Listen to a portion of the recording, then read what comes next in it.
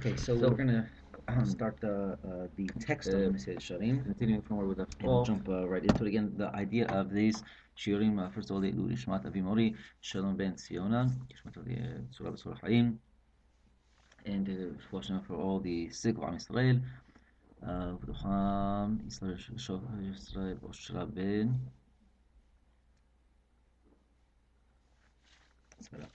Okay, so we're going to translate some parts, and other parts we're going to go into depth. Again, as we said before, in many other classes, whenever we're talking about the Ramchal, you're talking about a genius of a mind, and he was able to see past what we could see, and therefore he would minimize many volumes of words in two or three words here. So that's why it's important to break every idea down. Okay, so he starts like this. Again, he starts, if you look in it's Perek Aleph, it's called Bifi'ur Klal Chovat Adam Be'olamo.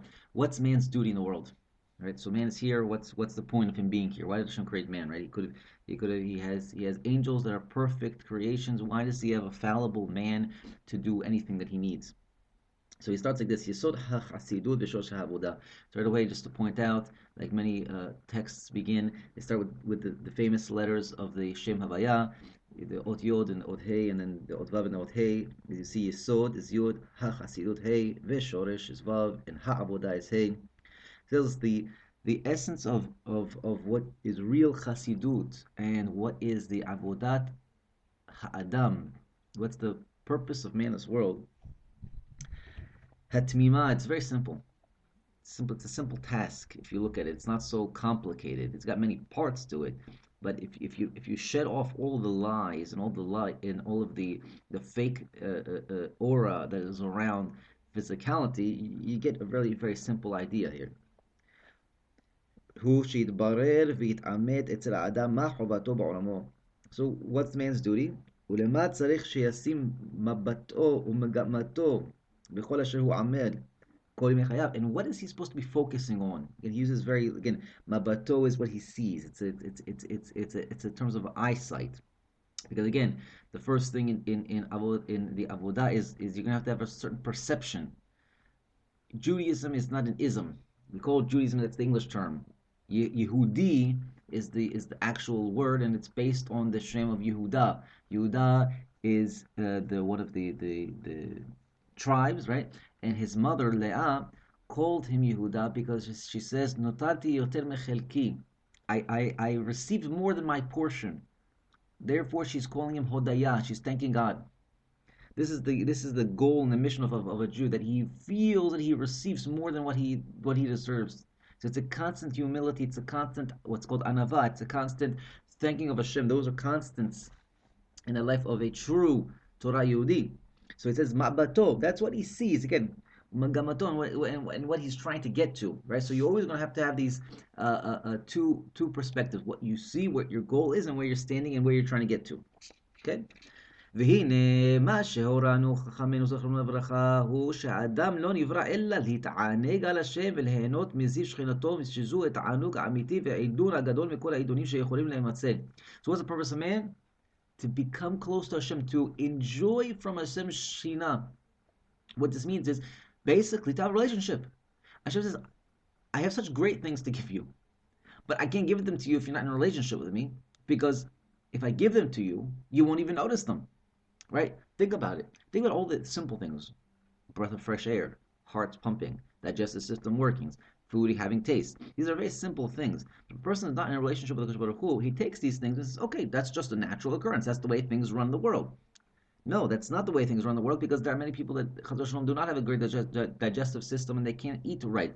There are people that don't taste food. Think about that. Food without taste. What kind of a world? Think about people that are colorblind, chas v'shalom. They never saw colors. They never saw the beauty of the sky, the greenness of the trees, the blue calmness of the waters. They don't have these things. So Hashem says, all I'm trying to give you is to connect to the Shekhinah. Again, just to go on a little tangent, but the word Shekhinah is related to the word shochen, which is to dwell. Like it says in the Torah, "V'shachanti betocham," and I will dwell amongst them in their midst. The Chazal tell us, right? V'shechanti betocham. This was referring to the construction of the Mishkan. So the text should have said v'shechanti betocho, and I will reside in it, in the Mishkan that you have erected. However, the text says v'shechanti betocham.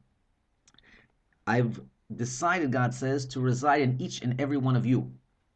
This is the personal relationship.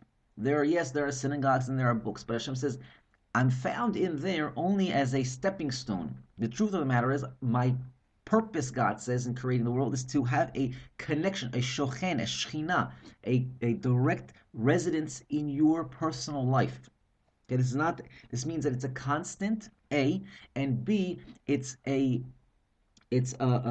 relationship, right? So just like as in all relationships, right, it requires talking, it requires loving, it requires experiencing. Okay, so this is the greatest gift that man can receive in this entire world is to fulfill this relationship with Baruch Hu. And where does the fulfillment of a relationship really take place? It's going to have to be in Olam Haba. Why? Because in this world, you still are attached through what's called a goof, a body. So long as there's physical needs, there will always be a Yetzer Hara. So long as there's a Yetzer Hara, right, there's always going to be a part of the person which is conflicting with him, which is stopping him from relating to Hashem 100%, right? So if you're looking at the relationship, and the whole purpose of the connection to God is the relationship, right? That's the whole purpose. So again, I don't want to stress this point because think about this. When you eat, making a bracha, you've just related back to God. When you go to the bathroom, you're thanking God after you go to the bathroom with a bracha, a shiyatzar, you're relating back to God. When you're tying your shoes, you sing a bracha, a mechim gaver, you're making the footsteps of man possible.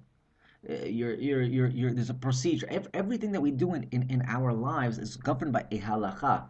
The halacha is not so much there to tell us a procedure what to do, but it's more there to remind us of the constant intentions and convictions that we should have in our heart that Hashem is guiding and with us. And again, this relates back to the relationship, right? But again, the relationship, the maximum, if you want to call it the maximum light, the maximum level of relationship is only going to be once there's a separation from a physical requirement. And again, I don't mean to say the physical body, because there's a mahloket, what is Olam Haba?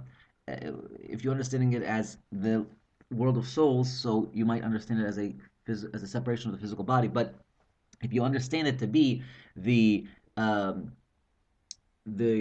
to come, which is a manifestation of this world, with the exception that the goof no longer is the master and the soul no longer the servant. Rather, it's flipped around. The soul becomes the master and the goof becomes the servant. And so you still have a goof, but it no longer is driven by the same desires. Okay?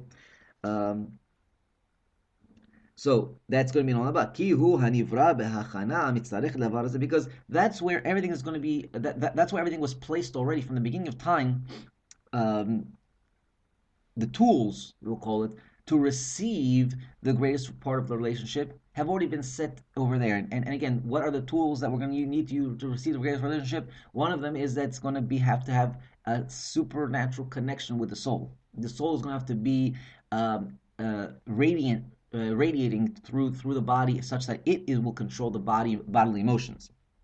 But again, be that as it may, our concern is that we have to get to that level. That's the point, right? You have to get to the level where the soul is going to command the body. No longer the body command the soul. Okay. This is what the rabbis taught us in Pirkei Avot.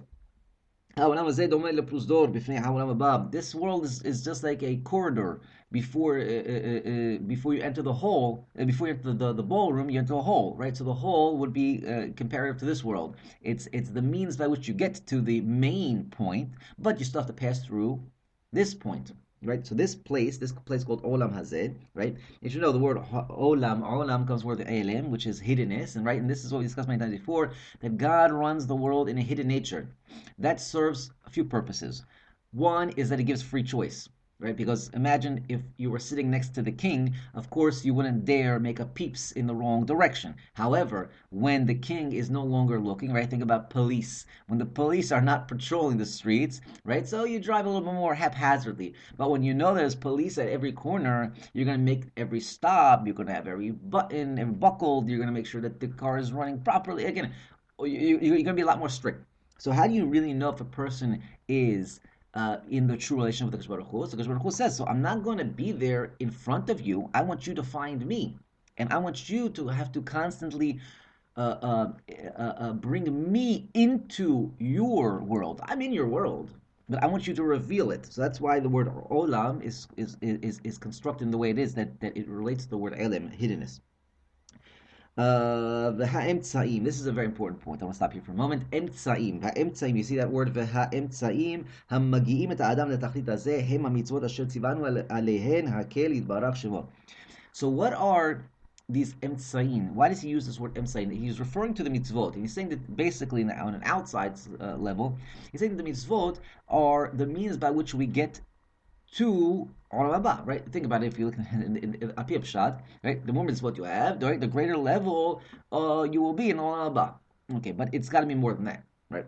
So we know that Hashem created the Torah, and in the Torah there are mitzvot. What is the purpose of a mitzvah? So the word mitzvah itself means obligation, commandment.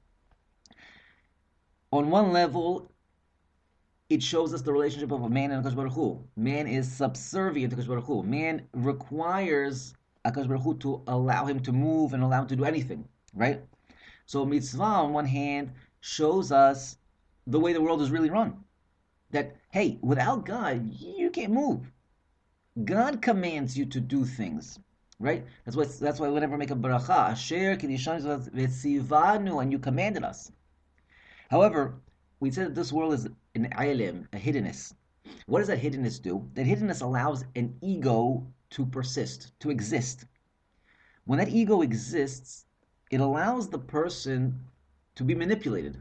It allows the person to think, even for a small amount, and again, we'll get into the levels of the ego, but on the basic level, it allows man to